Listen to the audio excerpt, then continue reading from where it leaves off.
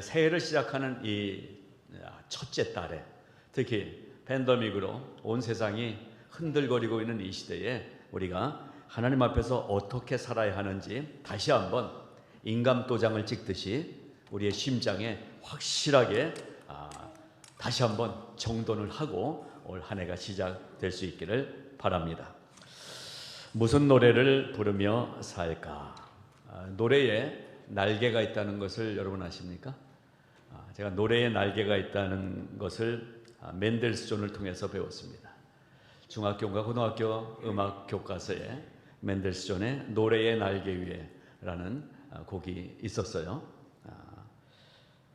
고등학교 들어가서 합창반을 모집한다고 그러는데 합창반 모집 오디션 노래가 노래의 날개 위에였습니다. 그래서 제가 하고 싶어서 연습을 좀 했습니다.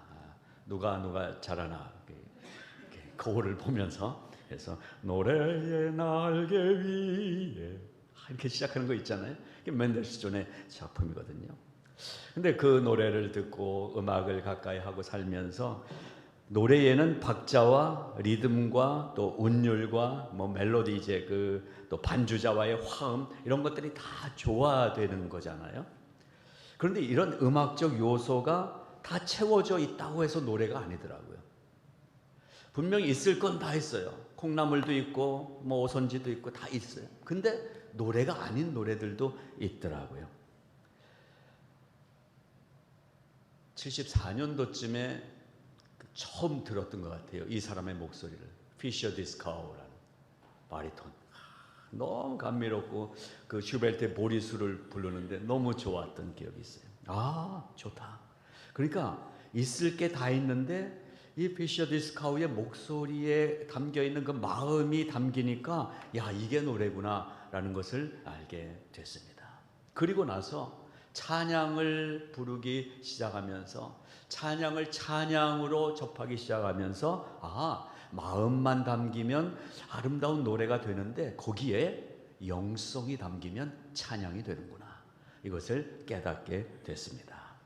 그걸 알게 되면서 대학교 2학년 때 성경 공부를 시작하게 됐는데 사도행전과 로마서 바울 서신을 쭉 배워나가는 성경 공부였습니다. 배워나가는데요. 거기서 이런 것들을 배우게 됐어요. 착하다는 것과 선하다는 것은 다르다. 또 잘못이나 실수라는 것과 죄라는 것과는 다르다. 이런 것들을 배워나가면서 고린도후서 1장을 그때 읽었던 기억이 나서 오늘 본문으로 정한 것입니다. 어떻게 시작을 합니까? 찬송하리로다. 이렇게 말씀이 시작되고 있어요.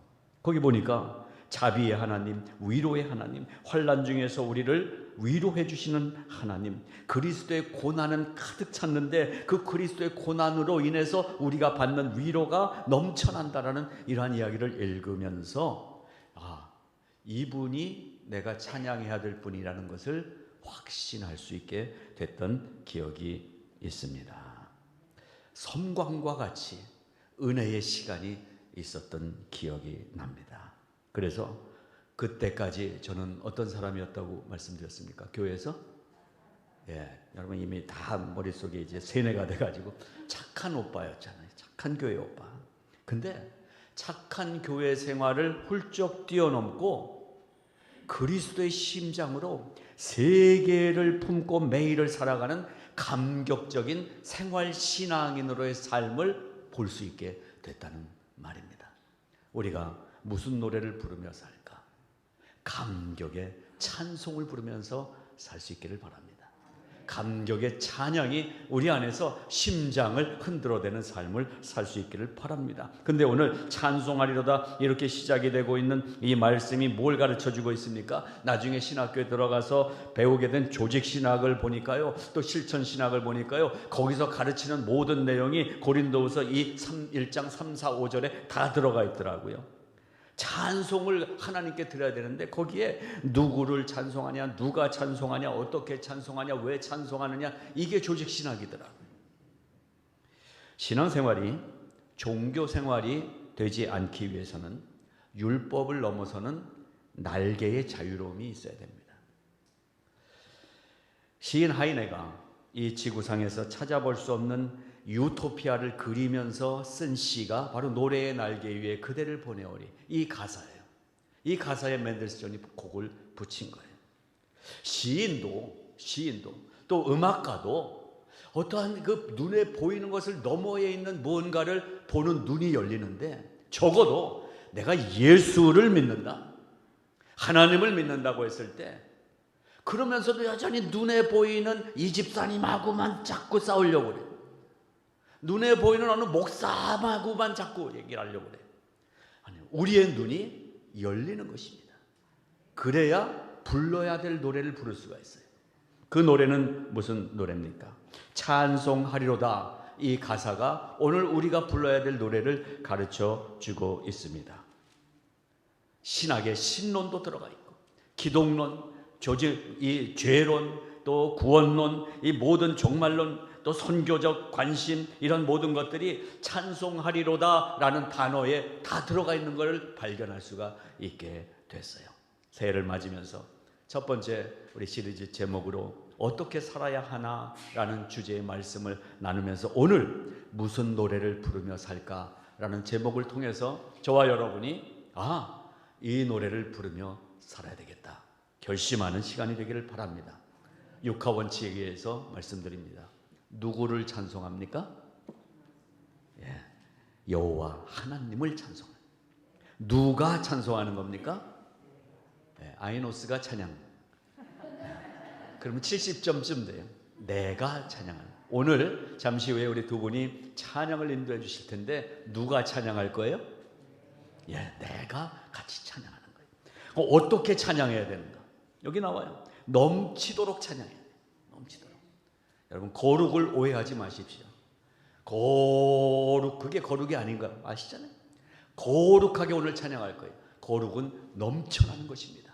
하나님의 은혜가 넘쳐나는 것입니다. 하나님의 사랑과 자비가 넘쳐나는 것입니다. 오늘 그렇게 찬양할 것입니다. 그러면 왜 찬양해야 되는가? 왜? 주체할 수 없는 감격과 감동 때문에 찬양하는 거예요. 그러니까 고통 중에서도 찬양할 수 있게 되더라고요. 고통은 우리를 힘들게 하는 문제가 아니라 우리로 하여금 고통을 통과해서 비춰오는 빛을 볼 수 있는 하나님의 축복이라는 사실이에요. 그래서 찬양할 수 있습니다. 무엇을 찬양합니까? 나에게 자비와 위로와 사랑이 되시는 하나님, 그 하나님의 함께 해주심을 찬양하는 것입니다. 마지막으로 언제 찬양해야 되는가? 언제? 순서에 따라서 찬송 시간에 찬송합니다. 언제 찬양해야 되는가? 우리의 모든 시간에 찬양으로 하나님 앞에 나올 수 있기를 바랍니다. 특별히 여러분에게 비밀을 알려드립니다. 어려움이 있으시잖아요. 아픔이 있으시잖아요. 그때가 찬양할 때입니다. 찬양할 때입니다. 그땐 기도도 안 돼요. 그때 기도는 목사에게 던져버리세요. 기도해줘요. 그리고 여러분은 찬양하세요. 그러면 찬양이 기도보다 더 파워풀하게 우리를 회복시켜 주시는 은혜를 만나게 될 것입니다. 그렇게 찬양할 때 9절, 10절, 11절에 답이 나와요. 이렇게 찬양할 때 어떠한 역사가 일어나는가? 9절, 사형 선고받은 것 같은 나의 삶에 소망을 주십니다. 10절, 큰 사망으로부터 우리를 건져 주십니다. 그래서 11절, 많은 사람들이 나를 위해서 감사하게 되는 결과가 나타나게 된다는 것입니다. 하나님께 받는 위로로서 모든 환난 중에 있는 자들을 능히 위로하게 하시는 하나님의 위로하심의 은혜가 오늘 우리에게 충만하게 넘치시기를 바랍니다.